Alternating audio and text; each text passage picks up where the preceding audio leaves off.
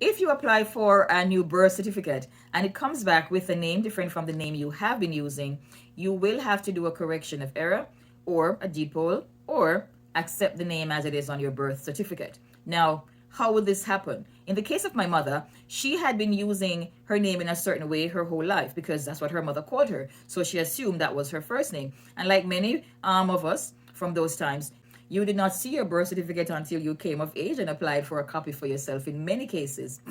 I've talked about my case because I had never seen my birth certificate for a very long time. I did not know my name was Gayle until I moved to Kingston from St. Elizabeth.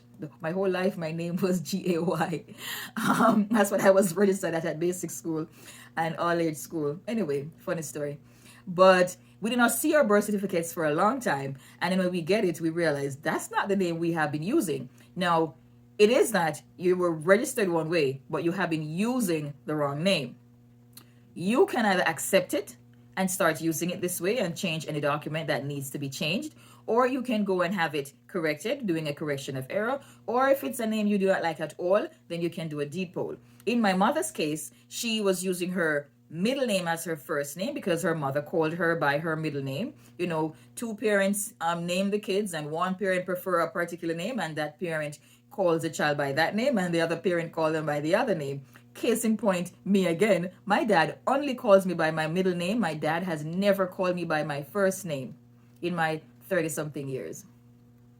But my dad calls me Miss in front of my middle name, never calls me by anything else, and my mother calls me by my first name. So she had been using the name on her middle name on her birth certificate her whole life, only to be ready to, purchase property or whatever, and realizing that the name is different. She accepted the name as it was on her birth certificate, and she went ahead and changed all of our birth certificates because she registered us with the name she believed was her name. And that is the case for most people. You'll either have to accept it or do a deed poll or a correction of error to change it. I'm Gail.